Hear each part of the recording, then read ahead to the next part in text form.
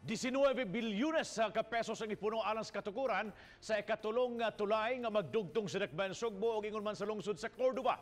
Napirmahan na kini ang kasiguruhan nga mahuman na gyud ang 8.5 kilometers nga Cebu Cordova Link Expressway. Ani ang report.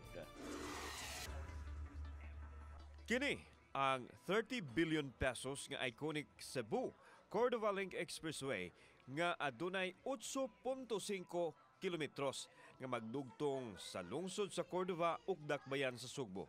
Gisugdan kini sa pagtukod Hulyo sa miaging tuig. Nakumpleto na ang 21 ka file sa Main Bridges Tower, samtang 17 nini ang napabarog na. Kung mahumana sa tuig 2021, mahimong maagyan kini og 50,000 ka mga sakinan kada adlaw nga makapaluag sa kahuot sa trapiko sa Mactan Island. Kini mahataga na og katumanan dungan sa pagpirma sa 19 bilyones pesos nga pundo. Gipahuam kini gikan sa unom ka mga nagunang bangko sa nasod. Bayaran kini sulod sa 15 ka tuig. We thank the 6 participating financial institutions and also the financial advisor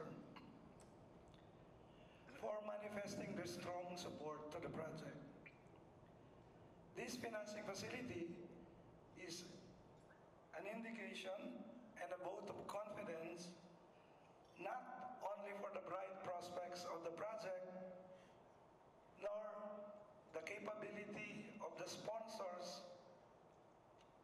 to successfully implement a huge and complicated project like CCLEX. Gihangop sa mga local government units sa Cordova ug Cebu City ang kasiguruhan nga mahuman na gyud ang proyekto sa gikinakdang panahon. This is a very positive development.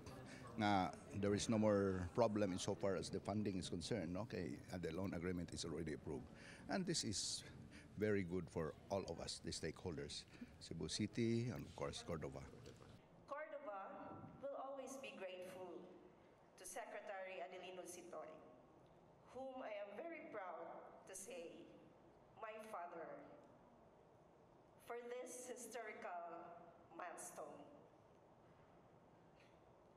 Every Cordovan is aware of the trickling effect the CCLEX will bring to the economy of our town. And we are all getting ready for this positive and inevitable change. Uban ni John Solon, ako si Alan Domingo. Balitang Bisdak.